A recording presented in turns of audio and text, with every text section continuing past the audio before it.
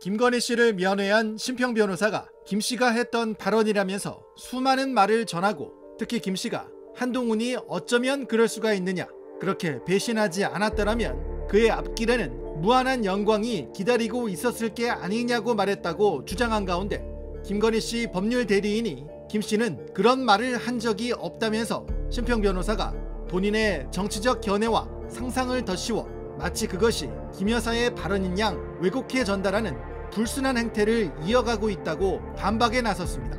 진실 공방이 벌어진 겁니다. 심평 변호사는 자신과 김 씨가 한동훈 전 대표에 대한 인식을 공유한다고 주장하고 있습니다. 제가 김건희 여사하고 만난 시간이 한 50분이 아마 넘을 겁니다. 그래 여러 가지 이야기를 우리가 쭉 했죠. 그런 과정에서 한동훈 전 대표에 대한 이야기가 나왔습니다. 그리고 한동훈 전 대표의 지나간 행적에 관해서는 김 여사나 저나 이해를 공유하고 있는 것이 한동훈 전 당대표가 비대위원장 시절부터 자신이 최고의 자리에 오르겠다는 그런 야심을 가지고 윤석열 대통령에 대해서 배반의 마음을 가진 궁정 쿠데타를 계획하고 실행했다고 저는 보고 있고, 그 후에 일관되게 한동훈 전 대표는 그런 행동의 궤적을 계속 따라서 갔던 거죠. 김건희 여사도 약간 그런 맥락으로 좀 얘기를 하셨다는 거죠? 그렇죠. 그 점에서 김 여사와 저는 이해를 공유하고 있다니까요. 하지만 김 씨 측은 입장문을 내고 심평 씨는 접견 신청을 대통령이 보낸 사람으로 오인하게 만들어 승낙을 받아냈으나 실제로는 특정 기자의 요청에 따라 김 여사를 떠보기 위해 들어갔음이 드러났다. 만약 그 사실을 알았다면 접견 승낙은 결코 이뤄지지 않았을 것이라고 주장하고, 김 여사는 현재 건강이 극도로 쇠약해져 있어 장시간 대화를 이어가는 것조차 어려운 상황이다.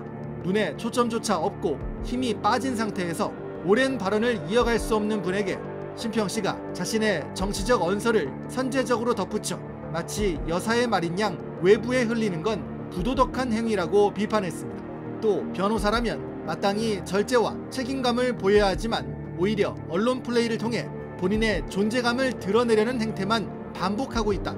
법조인의 본분을 망각한 심각한 일탈이자 비윤리적 행위라고 덧붙였습니다. 멘토의 노코멘트.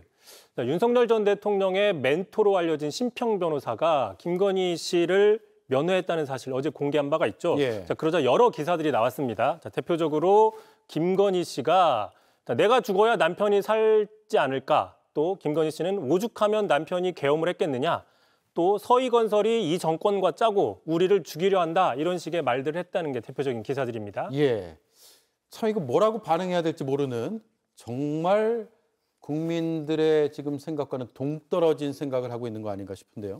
그렇습니다. 지금 김건희 씨는 특검 수사에 출석하더라도 진술을 거부하고 있는데 정작 측근으로 알려진 사람을 만나서는 자신의 입장을 내놓는 모습이다, 이런 지적이 나오고 있는데 예. 마치 전직 대통령도 아닌 민간인 김건희 씨가 옥중 정치를 하고 있는 게 아니냐, 이런 지적이 나오고 있습니다. 자, 특히 정치권에서 주목하고 있는 것은 한동훈 전 대표 관련된 발언인데, 자, 심평 씨에 따르면 김건희 씨가 이렇게 얘기를 했습니다.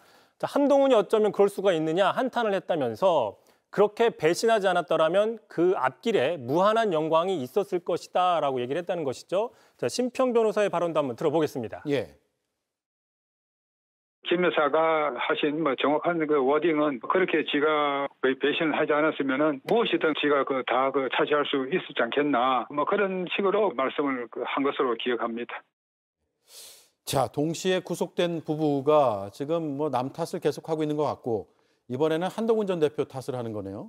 자, 그런데 이제 수천만 원대 목걸이를 받고 주가를 조작하고 공천 개입 의혹을 받고 있는 건 다름 아닌 김건희 씨 본인이죠. 예. 누가 주가 조작하라거나 목걸이를 받으라고 협박한 게 아니기 때문에 남 탓을 하는 건 좀 무리가 있다, 이런 지적이 있는 것이고요. 자, 그러다 이제 한동훈 대표 측에서는 이렇게 강하게 반발을 했습니다. 이 여자 아직 정신을 못 차렸다. 예. 사실상 맹비난을 했고요. 이런 여론들이 있자 김건희 씨 측에서는 자, 한동훈 배신하지 않았으면 무한한 영광이 있었을 것이다라는 발언을 한 적이 없다라고 부인을 했습니다. 공식적으로 부인을 하면서 이렇게 얘기를 했습니다. 자, 심평 씨 자신의 정치적인 견해를 김 씨의 발언으로 둔갑시켜서 왜곡해서 언론에 전달했다. 명백한 여론 조작이자 자, 심평 씨 본인의 존재감을 드러내려는 행태로 강력하게 규탄한다. 강력하게 규탄한다고 하면서 성명을 냈습니다. 예. 어제도 내내 이게 뉴스가 됐는데 왜 뒤늦게 심평 변호사가 왜곡했다고 하는지 모르겠네요. 심평 변호사는 뭐라고 합니까? 일단 그래서 제가 직접 통화를 해봤더니 이렇게 입장을 밝혔습니다. 김건희 씨 측의 반박이나 자신이 소셜미디어에 올렸던 그 내용의 사실 여부에 대해서 앞으로 1절 노코멘트 하겠다. 무대응이 방침이다. 이렇게 좀 선을 긋기를 했는데 결과적으로 윤 전 대통령의 멘토로 불리는 측근과 윤 전 대통령의 부인 사이에 진실게임 양상이 벌어지고 있다. 이런 분석도 있습니다. 예. 자, 그들끼리 왜 저런지 모르겠습니다. 오죽했으면 우리가 남편이 그 계엄을 했겠습니까? 그런 말씀을 하신 걸로 기억합니다. 그 수위 밑에 이제 드러난 그 팔목하고 손을 보면은 이거는 뼈대밖에 없습니다. 김 여사는 지금 삶과 죽음의 그 경계선 상을 왔다 갔다 하는 그런 상태를 보시면 됩니다. 내가 한 말이 아니다. 심평 변호사 그분 왜 그러느냐? 김건희 씨 측이 반박 입장을 냈습니다. 하지만 오죽하면 계엄을 했겠느냐? 김 여사의 건강이 좋지 않다. 이 발언들에 대해서는 특별한 언급이 없었는데요. 병원 진료 후 오후부터 특검에 출석한 김 씨. 신 변호사의 인터뷰에는 곧장 입을 열었지만 특검 사무실에서는 또다시 진술 거부권을 내세웠습니다. 통일교와 김건희 씨 사이 통화 녹취까지 나온 상황. 김 씨의 진술 거부 속에 진실이 담겨 있는 건 아닐까요? 네, 김건희 씨가 했다는 그 전언이 언론을 통해서 알려지고 있습니다. 그 전언의 저희가 무엇이냐, 언론 플레이 아니냐 이런 의구심도 있기 때문에 그 맥락을 비판적으로 접근할 필요가 있어 보입니다. 김건희 씨 측에서 심평 변호사가 무단으로 접견을 했다. 본인의 정치적 견해를 김 여사 발언으로 둔갑했다. 이런 반박 입장을 내기도 했습니다. 김용남 의원님, 일단 네. 그 무단 접견이라는 게 뭐 가능한가요?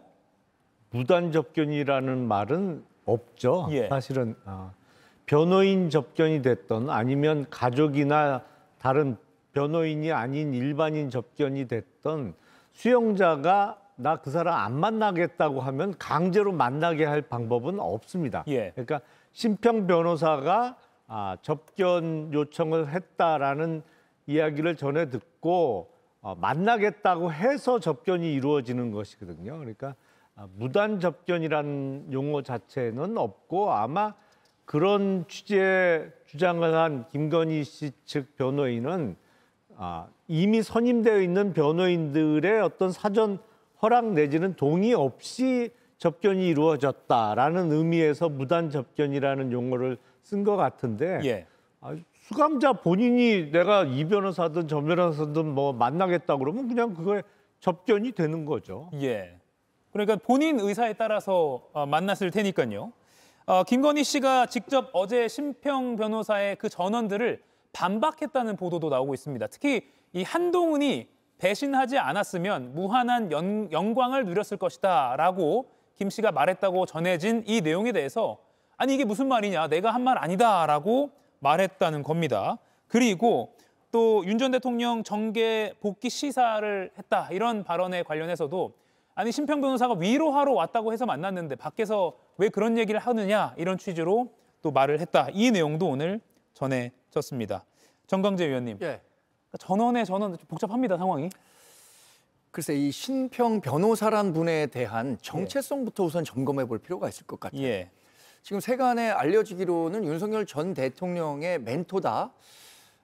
그래서 김건희 여사와도 그 전에도 좀 교류를 했었던 것 아니냐라는 추측이 가능할 것 같습니다. 근데 대선 시절에 윤석열 전 대통령을 그림자 수행했던 이용 전 의원이 2024년 3월에 어떤 얘기를 하냐면요. 심평 변호사가 상당히 윤석열 전 대통령의 국정 운영과 관련해서 비판적인 얘기를 하니까 그분은 윤석열 전 대통령의 멘토가 아니다. 윤 전 대통령은 멘토가 없다. 이렇게 얘기를 했었던 적이 있어요.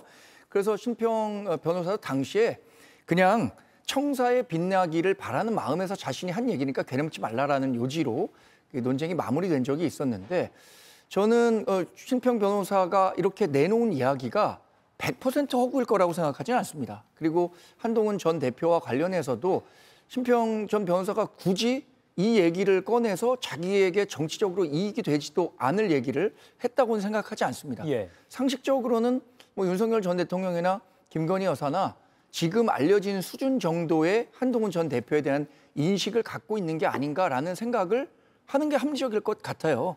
그런데 이게 굉장히 본인이 예상했었던 것보다 세간에 비춰지는 모습이 이렇게 뭐 긍정적이지 않다 보니까 이런 이야기를 한 적이 없다라는 쪽으로 일부 후퇴한 게 아닌가? 저는 개인적으로는 그렇게 판단합니다. 예, 김유정 의원님.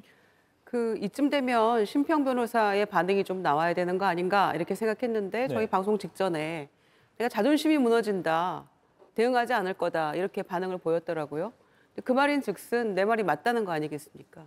특검에서도 김건희 씨가 말끝마다 거짓말이다 이런 얘기도 했잖아요. 그리고 우리가 알다시피 이제 한동훈 전 대표의 참 반응도 궁금하긴 합니다. 사실상 저희는 한동훈 대표의 말대로 당시에 마리 앙뚜아네트 얘기 나오고 여러 가지 문제에 대해서 바꿔야 된다라고 지적을 했을 때 그 말을 따랐더라면 지금의 상황은 조금 변화가 오지 않았을까도 싶거든요. 예. 그리고 또 하나 그 대선 때 기자회견하면서 사과했던 그 장면이 떠오르지 않습니까? 그러니까 또 한동훈 대표에 대한 얘기도 있지만 또 심평 변호사가 전한 얘기에는 내가 뭐 죽어야 뭐 남편이 뭐 살 수 있다 뭐 이런 취지의 이야기를 했다면 그때 당시에도 똑같은 얘기했어요. 이거는요 나이 드신 분들이 앉았다 일어날 때 아이고 이러면서 그 추임새와 같은 거예요. 추임새 없이는 앉기도 서기도 어렵다라고 얘기들 하시잖아요. 그것과 똑같은 것 같아요. 그때도 내가 없어져서 남편이 있는 그대로 평가받을 수 있다면 그렇게라도 하고 싶다라고 얘기해놓고 그 이후의 행적은 여러분 아시는 대로이지 않습니까? 심지어는 짝퉁 목걸이를 구해가지고 사돈집에까지 갖다 심어놓는 그런 거의 추리소설 이상의 어떤 모습까지 보여주고 있는 자신을 돌아보며 정권이 이렇게 몰락한 것, 국민들에게 많은 고통을 안겨준 것에 대해서 반성하는 태도를 보이지는 못할 망정 신 변호사와 잘못된 접견을 하면서 이런저런 이야기를 해놓고 이제 와서 발뺌을 한다? 저는 두 사람 다 신뢰할 수 없지만 김건희 씨를 더 못 믿겠어요. 분명히 이런 얘기를 했을 것 같고 심평 변호사가 100% 허구를 만들어냈을 거라고 생각하지는 않습니다. 그리고 내용 중에서도 선택적으로 어떤 거에 대해서만 사실 아니라고 얘기를 하고 있기 때문에 저는 뭐 신뢰하기 어렵고 이런 이 허접한 대화에 대해서 우리가 이거를 이 귀중한 시간에 논평하고 있는 것도 전 자괴감이 듭니다.